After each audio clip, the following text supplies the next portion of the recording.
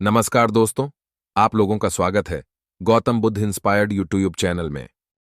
आप लोग कैसे हैं? उम्मीद करते हैं कि आप लोग अच्छे होंगे। दोस्तों, आज का वीडियो बहुत ही महत्वपूर्ण है। एक समय की बात है, भगवान गौतम बुद्ध अपने शिष्यों के साथ बैठे हुए थे और उन्हें उपदेश दे रहे थे।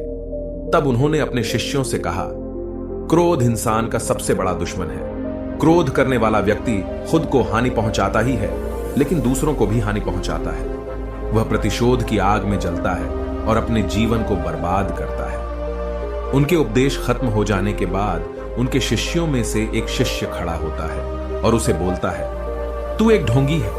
तेरी बातें मनुष्यों के रहन सहन से विपरीत है। तू जो भी कहता है उसे अपने जीवन में अनुसरण नहीं करता और दूसरों को यह सब करने कहता है।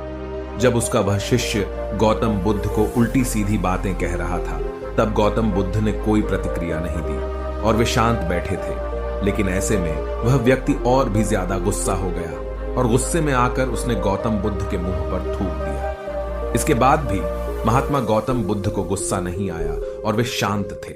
उन्होंने अपने चेहरे से थूक को पोंछा और वह चुपचाप बैठ गए। यह सब देखकर उस शिष्य को समझ नहीं आया कि वह क्या करेगा। गुस्से में आकर वह उस जगह को छोड़कर चला गया और अगले दिन अपने घर पहुंचा। जैसे ही वह अपने घर पहुंचा, तब तक उसका दिमाग शांत हो चुका था। दिमाग के शांत होते ही उसे इस बात का एहसास हुआ कि उसने कितनी बड़ी गलती की है। उसे पाप हुआ है। वह खुद को मन ही मन कहने लगा, यह मैंने क्या कर दिया? मैंने महात्मा बुद्ध का अपमान किया है। ऐसा पाप मैं कैसे कर सकता हूं? मैंने बहुत बड़ी गलती कर दी। मुझे जाकर उनसे माफी मांगनी होगी। यह कहकर वह तुरंत ही गौतम बुद्ध के पास चला गया, लेकिन गौतम बुद्ध उस स्थान पर नहीं थे। ऐसे में वह शिष्य जगह जगह भटक कर उन्हें खोजने लगा। जैसे ही उसे महात्मा बुद्ध मिले, तो वह उनके पैरों पर गिर गया और उनसे कहने लगा, मुझे माफ कर दीजिए, मुझसे गलती हुई है। मैंने आपका अपमान किया है। मैंने यह बहुत बड़ा पाप किया है। यह सब देखकर गौतम बुद्ध ने उससे कहा, शांत हो जाओ, क्या बात है, मुझे बताओ, तुम कौन हो? गौतम बुद्ध के यह पूछने पर वह शिष्य चौंक गया। वह सोचने लगा कि महात्मा बुद्ध मुझे कैसे भूल सकते हैं? मैंने तो उनका अपमान किया था।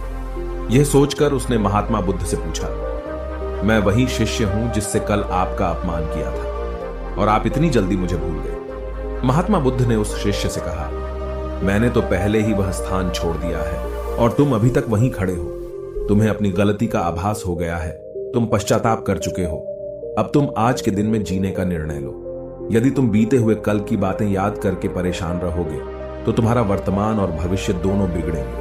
तुम अपनी गलती से सीखो, उसे दोहराने की जगह आज को सुधारो। हमें कल की बातों को कल में ही रखकर आगे चलना चाहिए। वह अच्छा हो या बुरा, उसके बारे में बार बार विचार नहीं करना चाहिए। मैं बीती हुई बातों को पीछे छोड़कर आगे चलता हूं और ऐसा ही हम सबको भी करना चाहिए। महात्मा बुद्ध की यह बातें सुनकर वह शिष्य और भी ज्यादा प्रभावित हुआ और उनसे बोला, मैं आज से आपकी हर बातों को माना करूंगा। उस व्यक्ति का बोझ उतर गया।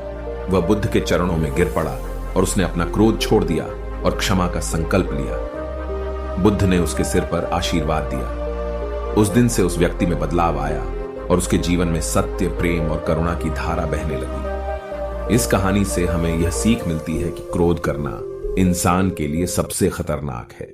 यह मनुष्य का सबसे बड़ा दुश्मन है जो उसे बर्बाद कर सकता है। इसीलिए मनुष्य को कभी भी क्रोध नहीं करना चाहिए।